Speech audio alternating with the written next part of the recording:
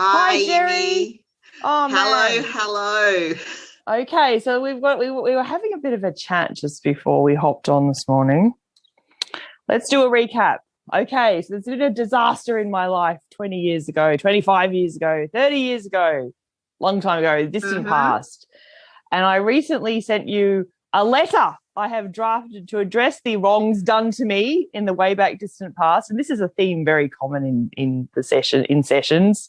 People will come with a sense of injustice, a source of injustice, a story of injustice.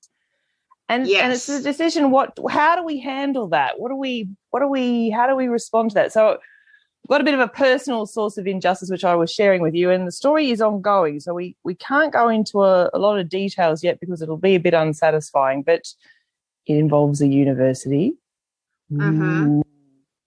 It involves a breakdown in a relationship with a supervisor, also difficult. Oh, it's getting very interesting now.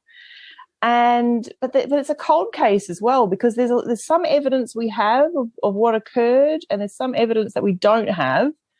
But I don't know what your thoughts are, but my feeling is it's good to pipe up.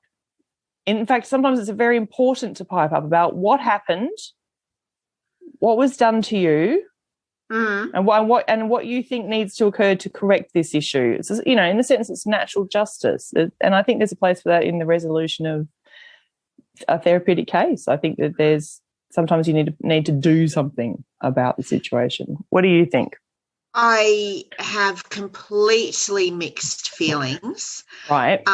So I could just evade the whole issue by saying it depends, but I don't want to do that because let's dive into the mixed feelings. Mixed feelings are common.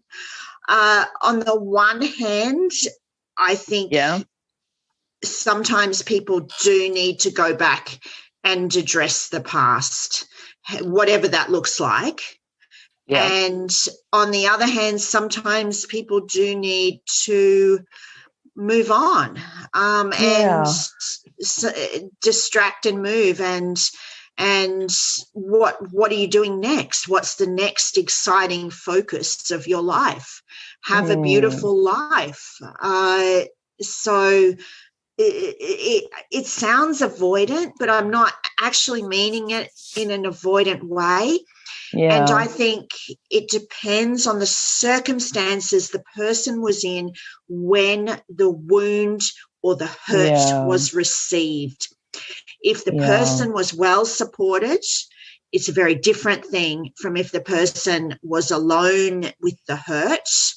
Yeah. Also, if your mind can easily make sense of it, if your mind can make sense of it, it seems to help the moving on because your mind can make sense of it.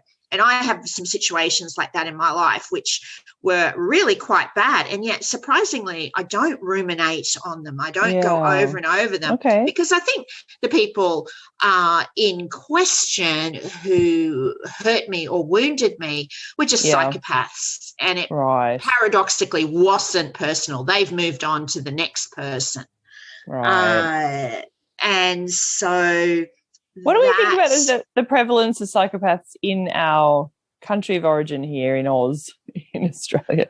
Do we think we've got a higher than average percentage of psychopaths in our country, or what? It does just occur to me as you. I don't want to distract the conversation, but I just wonder if there's a lot of it going around. No, that's the nature of conversation. I think we need a forensic person we need a consult. Really, just drop in and do a bit of consultation here. Yeah, okay, we don't know that then. We don't know that, but I reckon they float to the top. Yeah, they might. That was it, because they've got an interest in in dominating others. Yes, so they float to the top in whatever area you're in. So management, business. There's probably less of them in health because there's less to gain. It's not so status oriented, maybe, or glamorous. Yes, compared to other fields. Yes. Oh man. Okay, sorry, I interrupted you. I knew I was going to do that. I put you off your game. You're on a roll. Off we go. Yeah, no, that is totally okay. And that brings me to, like, so much has come up in the last couple of weeks. Oh, off we go then. Yeah. Yeah, that does bring me up into, how do you let other people know what they could encounter in a situation? Can you let them know? Can they take it in? Can they actually take in? Good point. Beware of this, this, and this, or are they unable to take it in? And this is what my friend says: you should concentrate on rapport, because they can't hear your warnings. They can't hear your warnings unless they trust you, unless they're ready. I was thinking about this morning before we hopped on, so I wasn't sure what we were going to talk about today. And I was thinking about the things we're not allowed to talk about. I reckon there's sort of, when I say not allowed, I mean there's like a sense of taboo about them, or awkwardness or uncomfortableness. And I was thinking there's even certain kinds of warnings that are not socially acceptable to verbalize. Like, you're supposed to trust supervisors. You're supposed to assume the university that you go to stands for all it represents. Like, you know, so to question that is quite it creates a lot of emotional responses, let's say. Like, people get their back up, they get very upset. But there's also conflicts. That, I mean, being young means that the chances of you being exploited or taken advantage of in some way are very high. Yes, unfortunately, and it's not good that that's happening. But it is a very common thing I see, and it happens certainly in my life. And it's not an easy thing to deal with, because the truth is, I think there's a certain kind of person in the world that if they can get away with something, they will. And that creates problems for everybody. Like, the community has to carry the cost for that, not the individual. And young people often have to carry the cost of their elders being sneaky or secretive or dishonest in some way. And I think systems can become corrupt. This is why I have a bit of a problem with Jordan's idea about the dominance hierarchy or the competence hierarchy. It works when it works, but there's many ways it doesn't work or isn't working optimally. And if it's like, you can hide in the competence hierarchy. You can have a nefarious intention and just lock on to someone else who's competent and hide behind them. And I think this happens in organisations all the time, and there isn't an easy mechanism to root that out and correct it, which is why we need something called justice. And in the absence of justice that's working, but then the community that you live in falls into disarray and chaos, and exploitation becomes the mechanism of relationship rather than shared interests, mutual helping each other, reciprocity, let's say. Yes, that's the interconnectedness of all things, because do you actually seek justice, or do you cut your losses and move on? Yeah, it's a great question. I think you're right. It's horses for courses. It's like sometimes, and it's not clear why, isn't it? Like, sometimes you can let something go. It's maybe your survival doesn't depend on it. But if your survival does depend on it, then you can't without surrendering your own life. And I think the persons that have violated a code of conduct or ethics or obligations towards you are not as aware that you can start a blood feud. And then it leads to violence, basically. Like, you're perpetuating a culture of violence. Yes. Yeah. When you conduct yourself in a way that does not respect the rights of both of you. Yes. I know it's complicated. How do you? But so then I suppose maybe we're trying to sort of maybe unconsciously build a culture where it seems so basic, where sharing, reciprocity, respect for each other is actually happening. And I suppose you look around the world and plenty of examples of that not happening. Yes. So what do we do about it? And we've got a legal system which is mostly based on common sense. I'm going to say that very briefly and resist the cringe around that, but it's mostly because if it's not based on common sense, then it doesn't work. Yes. Yeah. Yeah, but then how often have we seen, how often has anyone seen, I think that this is in, the psyche of modern life, someone becoming obsessed by a legal process, whether that be unfair dismissal, whether that be a will, and they drags them into that. It drags them into a vortex. A quagmire. That's true. Yeah, and that's not paradoxically, they're not moving on. Well, I think in a situation where your power has been attacked, violated, or something's been taken from you, you need a way of making sense of what happened first and then figuring out how to respond to it without making the damage worse. Yes.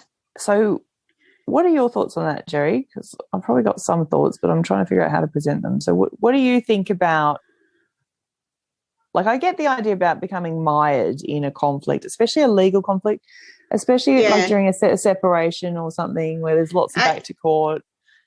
Yeah, so many examples, workers' compensation, divorce. Right. I didn't even think about divorce. No, divorce is a tricky one too. Yeah, I would say even that this is not based on a huge amount of expertise, but this is a broad rule of thumb. I should say that caveat, but the legal process can damage people. They can get sucked into it, and it makes it really, really hard, especially when children are involved. And I feel for that. Yeah, that's true. Yeah, no, I do want to hear your thoughts, because as you can see, my thoughts are a little muddled, because we have this huge issue about whether you go back and visit the past, seek justice and sort it out, or whether you move on. But of course, in parallel, everybody's just trying to earn a living, have clean underwear, get their kids the right kind of wheat bix, whatever that is. It's kind of confusing. It's very confusing. So it I guess the avoidance path is, what am I saying? It's not easier. I don't think it's easier at all, but it is widely taken. Good point. I'm trying to coalesce my thoughts into something congruent and helpful here. Okay, so when you've had a loss of some kind, someone's attacked you, life, a person, but you've had an encounter with malevolence, this has rocked you to your core. It really does. Whether you avoid it or not, you've got a dilemma in front of you that the world is not the way it should be. And then you've got to decide what you do about it. How are you going to respond, right? So it's if you do nothing, or if you are able to avoid, in a sense, you've lost a part of yourself there. Yes. And maybe you might say, well, I can't be that person anymore. That part of me is not welcome in the world, or it's just not useful. And then there's grief around that in some form. that part of things is over. Yes. Yeah. Okay. And if you can grieve and move on, then I guess you can regrow a new bit, and that's fine. But there might be something intrinsic about you that you've lost, which you can't let go of. Like, it might be your whole self. It might feel like that to you. And then you've got a dilemma. You've had your power taken. That's your experience. One way to make sense of what's happened. So what are we going to do about it? No one's here to help. I've got no allies. No one's even bloody listening to me. No one opens the door. No one picks up the phone. I'm just totally ignored. So what do you do? And I think at this point we move from the shared reality that we all think is real into a sort of weird quantum dreamtimey space, the realm of the archetypes. That's where you end up. Let's move in there. Let's move in there. So the first thing you got to figure out is, what's my life story? What is my big heroic journey I'm on? And this can start to provide a bit of a map of what the hell you do. So the warrior archetype is probably the archetype of all archetypes. It's the master of all arts is the warrior. And it's not simple to describe exactly what the warrior is, but basically warriors pursue knowledge and personal power. So if they have had an encounter and lost a source, a bit of their power, then they are honor bound and duty bound to pursue that to whatever end. And it becomes a sort of fight to the death And if you've ever encountered a warrior, I've done a bit of martial arts in my life, and my God, when you meet someone who's really got some power, you know it. You know it, and you almost just give in because they're like that. There's something you just go, oh, you win. But sometimes there are some fights in life that you can feel it. You have to win this thing. It's not competition. It's life and death, and it's your life we're talking about here. So in Aikido, which is my oh God, I really wish I was like a woofy Aikido practitioner. But the truth is, if you saw me in the dojo, I have an effect on people, which is interesting, but I'm not officially the woofiest practitioner of Aikido. Anyway, I give it a red hot go. But the thing in Aikido is that you have to practice getting over yourself and entering into the attack. You've got to practice not instinctively pulling away from the attack. It's a bit like total commitment. Total commitment, Gerri. You're in like Flynn, And when you get into, I know, right? Now, when you get into that mindset, your mind moves into a different way of perceiving the world. It's not you and me. It's like it's sort of more blended than that. And you can feel the movement of what they call in Aikido ki or chi. It's like this weird energy. It's like the wind sort of thing. And this is a kind of power, and it happens in counselling as well. When you're connecting to the person you're working with and they're connecting to you, you can feel a sort of flow of energy and thoughts and topics and emotions, and there's some kind of ordering process that's going on there. And the more I found, and warriors do this all the time, the more you use this, the better the outcome. The more coherent you become, the stronger, more authentic, more truthful, more powerful, she says confidently, not inviting any confrontations because it'll be a fight to the death. That's why.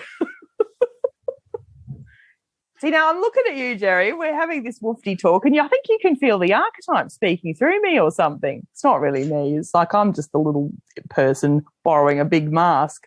So archetype's like a big mask that you can feel as a felt experience when you take on an archetype, and it can help you because you're relying on the squillions of human ancestors that have found this path in their life, that have needed to take this path.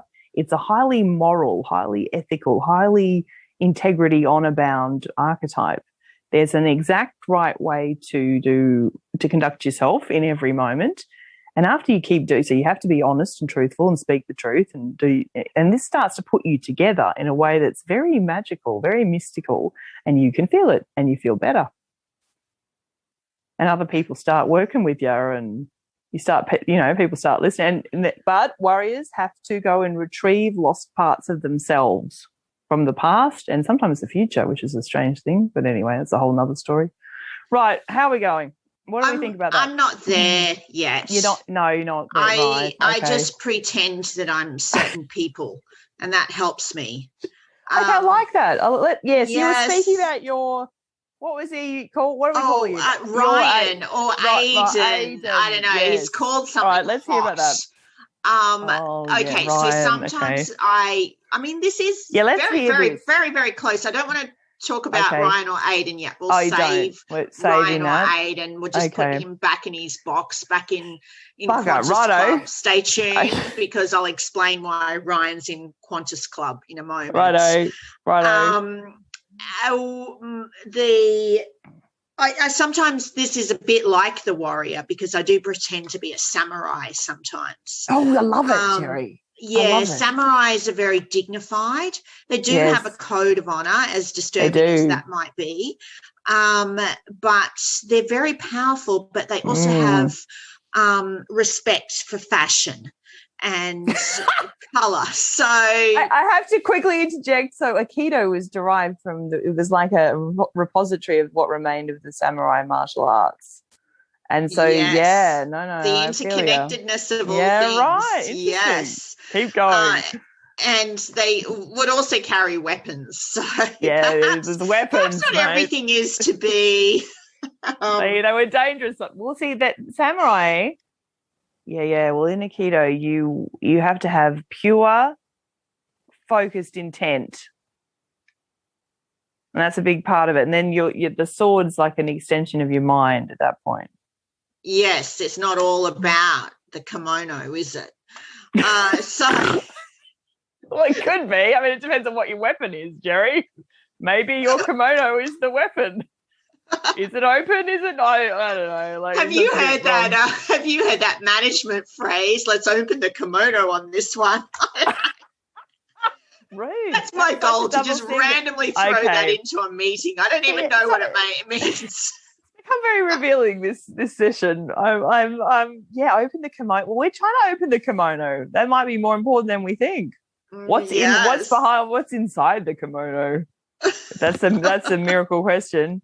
The mystery of all. Anyway, back to where something is a hot spot here. Sometimes I pretend to be an unnamed samurai and just kind of like switch the gender in my mind.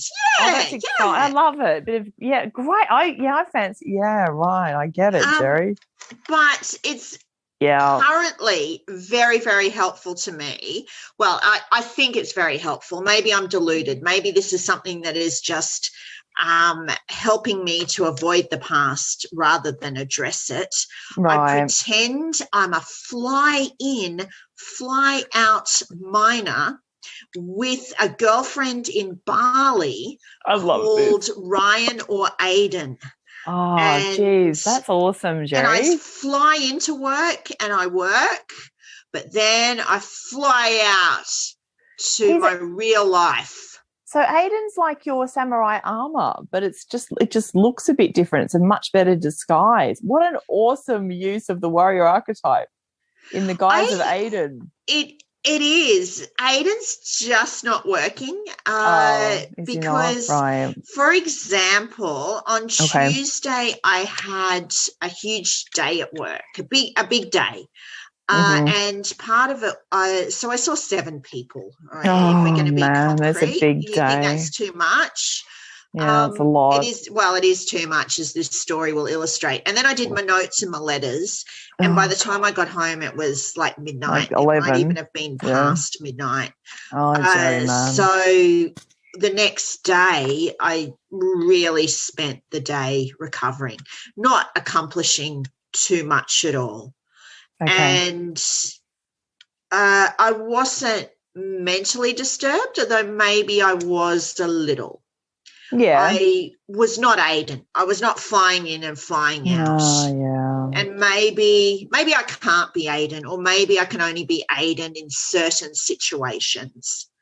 And maybe it's okay to not be Aiden. Maybe it is okay to have the day and have the people, have the clients stay with you a little. Yeah, I want to talk about this Aiden situation we've got going on here, because I think it's telling us a lot about something, but I've got to think about it for a minute. I think the reason you're grabbing it is because it keeps you in that light and breezy state, isn't it? Oh, Aiden's very light and breezy. He's not light and breezy. Deep thinker, the old Aiden. No. He's a lovely chap, isn't he? Lovely bloke. He's a bit of fun. Can I just raise something really concrete? Okay, but that Aiden has a big kind of ritual changing him from his workplace to the rest of his life, right? I love what you've done with this. Yeah. So he'd have a shower because he has a shower. I have no idea what mining is like, but I assume it's dirty. No. Oh, dirt, right, yeah. So he has a shower, he gets out of his high visibility vest, he puts on some sort of attractive hard yakka ensemble, not because he needs it to wear it to work, but just because it's part of his hotness. No, I think work boots still. Work boots, right, okay, but not dirty work boots, not the actual work boots for work, a sort of supplementary pair. Yeah. And then he goes from the mine to Perth International Airport and goes to Qantas Club and has a swan lager and then gets on the plane to Bali. Has a swan lager. That is what people in Western Australia do. They drink swan lager. We'll find out. Yeah, righto. They're into the swan. Yeah, swanny, righto. So people in Queensland drink Forex. People in Victoria drink VB. People in New South Wales drink Tuis or Rashes. Come on, this is basic stuff. This is the rules. The rules. Who knows what people in South Australia drink? It's not important. Wine. They have wine. They're on to the wine. The Barossa Valley. No. And in Tasmania, it's either bogues or cascade. Yeah, bogues. Oh, bogues. Oh, yeah. Righto. Sorry. Are you literally feeling like a cold beer now? I am. Bogues. You say bogues, you can feel the cold stream in Tasmania. Yeah, man. I've been there too. Been to the distillery. Good. Anyway, why are we talking about beers? Because part of it. It's part of what Aidan does to turn from being a miner to turn into a, I don't know exactly what he does in Bali. Do you know, Gerri, when you said minor, I heard minor as in underage person. That is so weird. So weird. Yes. I just caught. Yes, no, he's definitely not an underage person, a minor. It's the secret city accent. Yes, sorry, because in my head I thought, that is going to sound like minor. I've just got a cat who looks like he's just going to piss. Hang on. Oh, no, okay. Cold fire. Is this poor Tiger? Has Tiger got urinary continence issues going on right now? We're just having a slight departure from the proceedings. Is he all right? Cat dramas. Right. Okay. From the profound to the mundane. That was the samurai. That's where I could move really quickly. Yeah, look at that change. Ripper. It's total intent we had then. Yeah, because he was on my computer case and on my bag, and the agility of a cat. Good shape-shifting, Gerri. Good work. Yes. All right. We're in a hot spot here. This is very important. There's so much information trying to pump through. Right, back to Aidan is having his beer, right? Then what happens? And then he gets on a plane. Right, and goes to Bali. Has some nuts, and maybe he has another beer. Oh, wow. So and he goes to Bali. Right. Where maybe I should, in all honesty, admit at this point, I've never been to Bali. I've never been to Perth International Airport. It's just a fantasy life. Domestic airport. Is it the same thing? It's a beautiful fantasy. It's a psychological fantasy, which we've got to get out first. We've got to paint the thing, and then we'll figure out what it is we're trying to make sense of. That's what we've got to do. So keep going with Aidan. Okay, so it doesn't matter that I've never been to Bali. No, doesn't matter. That I'm not that I'm sort of the opposite of Aidan. Yeah, you're right. Middle-aged white woman here, visualised, not a young man. No, a young man. It's a young man we've got. He's sort of fit. He's, doing a bit of physical work maybe. He's off to Bali. Does he surf at all, Aidan? Oh, yes, I think of course he surfs. Yeah, I think he might surf. Yeah, he likes a bit of a surf. Condo in Bali. Righto. He's having a relaxing time anyway. When he's off the clock, he's got to look forward to that relaxation on the beach maybe. Yes. Being in the ocean. Mm. Yes. So it seems a powerful fantasy, doesn't it? Yeah. Okay. And you know what the message of the fantasy is? All of that. And the message is probably to me, to myself, I'm trying to talk to myself and yet I'm not listening, is leave work at work. Have a ritual. Move on to the rest of your life, which has some similarities to Bali, although probably not many. It has yoga in it, so I use yoga. Yoga is aspirational for me at the moment. Amy, could you talk amongst yourself while I deal with the cat? Go and deal with Tiger. Shut him in the ensuite, and I think I've got to take him to the actual cat laundry. bathroom. All right, we'll just take a short pause. And we're back. Unbelievable. I bet you the cat pissed on the bath mat in the ensuite. Oh, no. And I just thought to myself, I bet you Aidan doesn't have to deal with this. Well, I bet you samurai never have to clean up cat wee. Oh, the sublime and the ordinary is a big part of Zen practice. But I'm just, while you're away, I was there's a bit of a picture over your left shoulder that my attention was drawn to. and it's a boat on a like a harbour, I think it is. I think is that right? Is that what the picture is behind you? I think it's a print of I could be showing my ignorance here. Australian artist Streeton. Oh, it looks a bit like it could be a Streeton. Yeah. Yeah, so it's a print of a Streeton, but you're being very nice. You're not drawing attention to the nature of the feature wall, which was here. Which was here when we moved in. Okay? Right, yes. So. Feature walls have been a thing in the last decade. Well, okay, so if we add all these little flirts together, I feel like there's a theme of being maybe young, being at the beach, being freer, having less responsibility, maybe.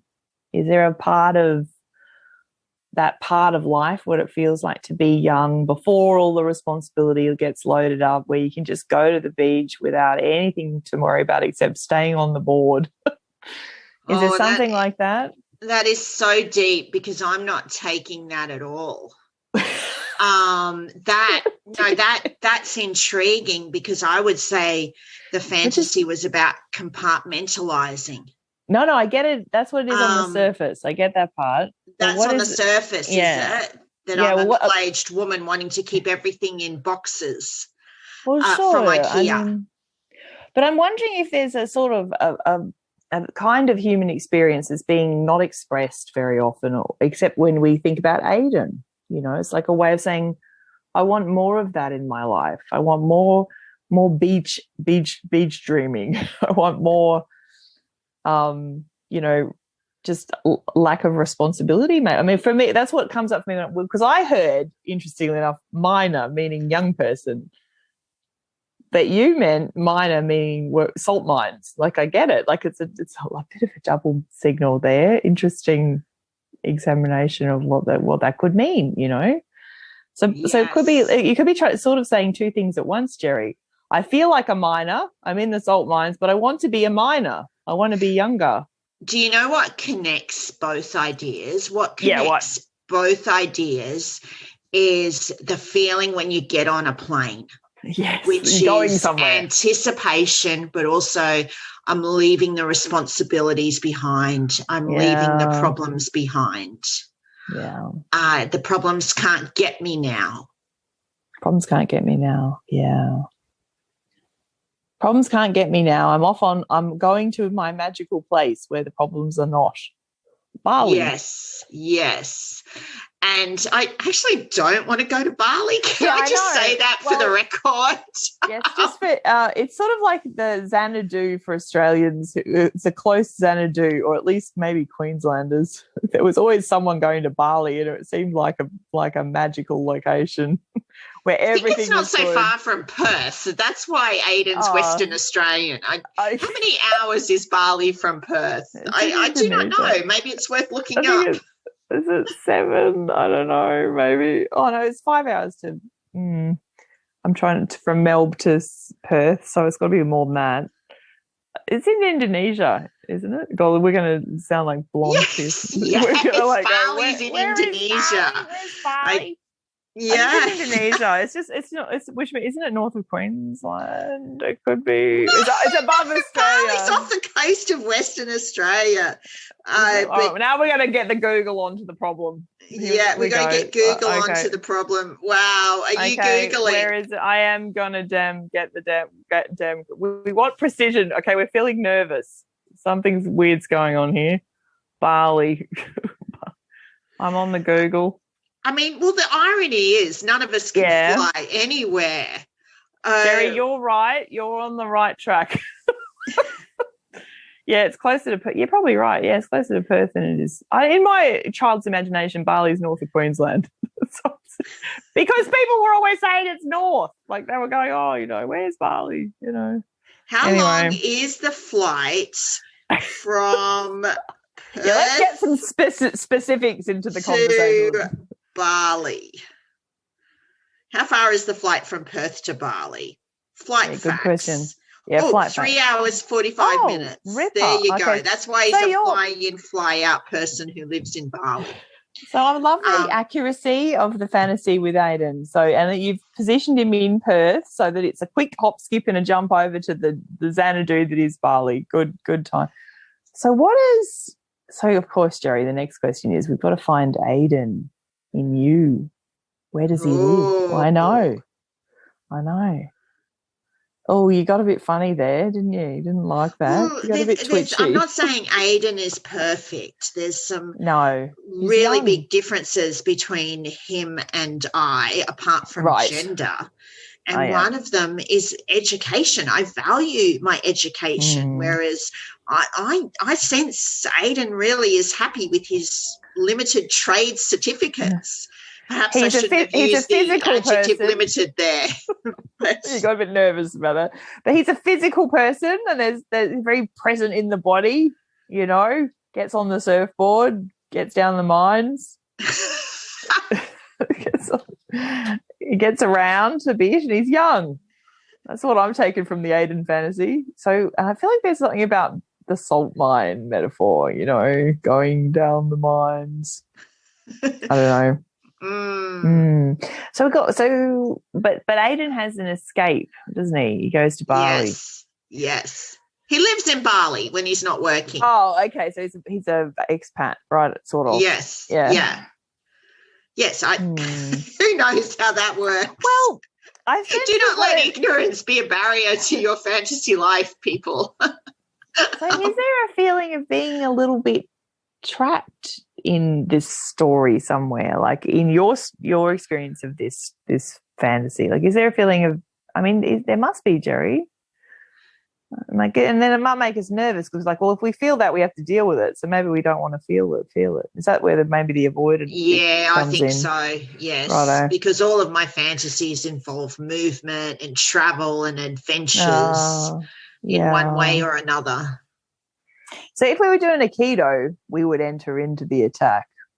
We would sit with this, not move until we take the center of this thing, and like we'd blend with it, take the center and redirect the energy to the earth. That's what you do if we were going into it. If we were approaching this as Akidokas, we would be like samurai, to modern day samurai, Gerri, for all intents and purposes. That's what Aikido is. It's the legacy of the samurai transformed into a peaceful martial arts. That's the legend anyway. So if we were going to enter, we don't have to, but we've got the choice in this moment. Will we enter into the experience and try and understand it more experientially, or will we not? I think we should not in the time available. I think we should hover around the edges, perhaps watching the Karate Kid. That feels like the thing to do here. Just get the old Karate Kid up on YouTube. Mr. Miyagi, what a dude. How much do we love Mr. Miyagi?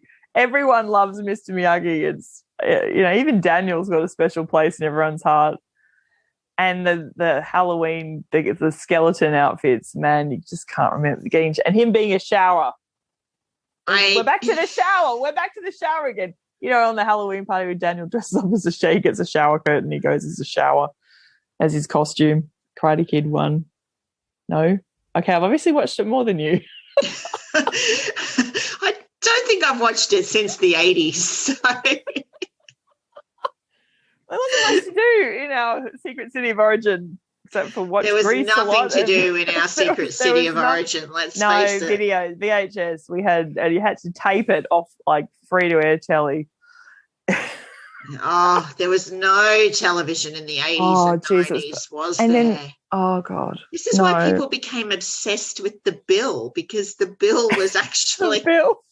Yeah, it was like your really life, but in the profound UK. Metaphor for life.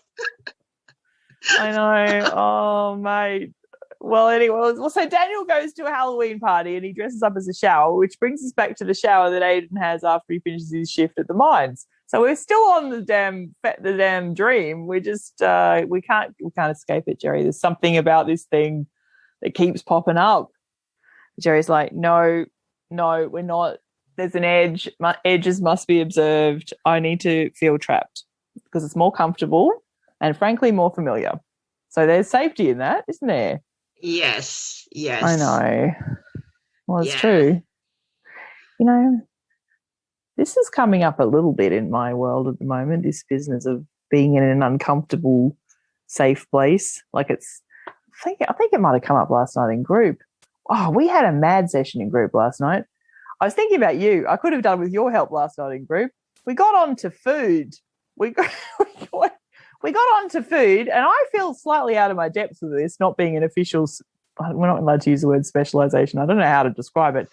Practice interest, skill set, well-developed skill set in. Like I was thinking about you banging on about eating disorders, and I was thinking it's such a massive area. Because It is a massive area. Massive. I like to defend myself and say I do not bang on. Oh, right. Sorry. Well, it is a massive area, and the distress is so profound. Well, you're right. Because what I realized, not having given this some deep thought until last night at group, I thought everybody's relationship with food is really their relationship with caring for themselves. And it's so interesting to hear people how they describe how they think about food. Like, do they enjoy food? Is it a trial? Is it annoying? Do they just avoid it? Or like when you get people talking about what they do with food, I wonder if any of us have a good relationship with food. It just occurred to me maybe none of us do. And what does that mean? And where does it come from? It's hard to have a good relationship with food in the modern world. It is something that capitalism has and modern life has messed up for us. There's no doubt. It's true. It's really true. In my mind about that. However, there is a good side, and the good side is, or the side that is really meaningful and really positive, is when you think about it. Almost every culture, and when most 99%, in fact, name the culture that doesn't have this. I bet you can't. Yeah. That doesn't have a strong sense of hospitality. Yeah, good point. A strong sense of looking after people that come to your home, of sharing food, of celebrating with food, and of giving without giving generously around food, around drink, around hospitality. Every culture has their own way of doing that, but it's very strong. It's not something that is valued and something that is practiced. Yeah, you're right. Name the culture that doesn't have a strong sense of hospitality. No, it's not only hospitality, it's also a deeply ingrained knowledge about how to prepare food that that cares for the body. And I think certainly in Australia, because we've got the multicultural thing going on here, and also legacy of immigration, some of that knowledge has been lost and distorted, and is very hard to remain. It's like cultures have systems of preparing food, basically. Yes, it includes a complete nutrition program if you look at how it works. But if you have part of it, if you pick and choose from I don't want to name a culture because I can't claim an authority, but like the way people, like you need vegetables basically, and every culture prepares vegetables in some way, and you need a source of protein, and how you prepare that is usually been developed from the place, the climate conditions, or the geography of the place that the tradition was developed. And it doesn't come to Australia unchanged. It's sort of, and that maybe you could say is a good thing, maybe it's not a good thing. But I just like the relationship people have with food was so interesting. Not to mention, we have a section of group we like to refer to as self-hatred corner. And it's taken us quite a long time to be able to articulate our feelings about ourselves in this way, because they slink off and hide. Anyway, so some of my group members were saying that they sometimes express this dislike of the self by depriving themselves of food. And they feel they get a sense of they feel this is a good thing until they get dizzy in the afternoon. And I was thinking about, and I thought, gosh, I could really get Gerri in on this conversation, because this is right up her alley. But we never crossed the food conversation. I've been running group for almost 10 years, and not people do come and go from group, but I just thought, man, we got to talk about this food thing. with everybody. But there's lots of levels to it. There's like a nutritional aspect to it, but there's also a self-care aspect. There's a sharing, there's a relationship aspect. There's an attachment aspect. Someone like a caregiver would have taught you how to eat when you were a baby. You would have done mirroring of chewing and smiling, and here comes the airplane and all that stuff, because eating's partly a learned thing. Digesting is a really important process for mental health. Like if your stomach's not working, and your stomach can not work in a variety of ways, you got the gut biome, and you've got the diversity of nutrition that you need to give your body a diverse diet. It can't just be avocado and toast and call yourself a vegetarian. That's not a vegetarian diet. Young people, listen to Imogen. That's a coffee shop diet. That's a glamorous, quick and dirty. But I've got lots of young people who declare to me they're vegan or vegetarian, and I say, what are we eating? And they're eating toast and avocado and calling it a day, and that's not a complete diet.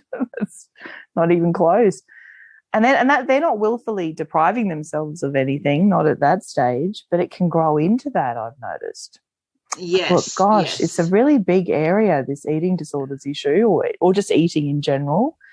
And it looks like a continuum to me. Like, of course, it can be extremely extreme. And if self-hatred corner get their way, they'll be doing quite a lot of deprivation and hoping to get rewarded for it.